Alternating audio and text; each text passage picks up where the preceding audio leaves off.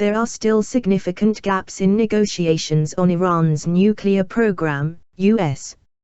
Secretary of State John Kerry said Saturday in London ahead of Sunday talks in Geneva with Iranian officials. There is still a distance to travel, he said, adding that if an agreement is not reached by the March 31 deadline, the talks will not be extended.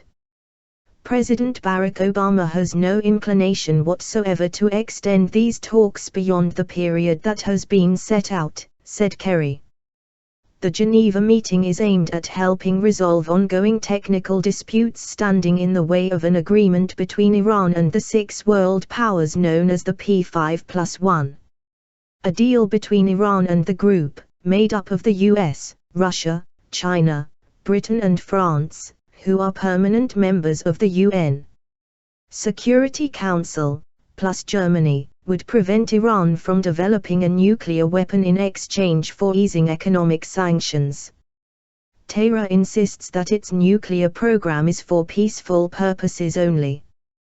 Kerry will meet with Iranian Foreign Minister Mohammad Javad Zarif to see whether the two sides can iron out the remaining differences. We can make progress in these talks, he said. A unified P5+1 has put on the table creative ideas to achieve our objective. And now we will find out whether or not Iran is able to match its words about its willingness to show that its program is fully peaceful. Iran's Atomic Energy Organization chief, Ali Akbar Salehi, and U.S. Energy Secretary Ernest Moniz also traveled to Geneva to participate in the negotiations, their role being to help resolve the remaining technical issues. Israel has lobbied against a U.S. deal with Iran, and some Israeli officials have accused the Obama administration of softening its demands on Tehran. Kerry told British Foreign Secretary Philip Hammond on Saturday that the P5+1 group remained united on Iran. Our governments remain in lockstep with our international partners on the importance of cutting off Iran's pathways to the potential of a nuclear weapon, he said.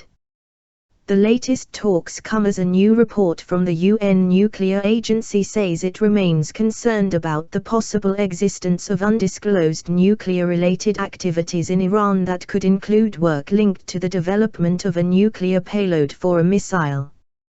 But the International Atomic Energy Agency said Iran was in compliance with some provisions of a nuclear agreement.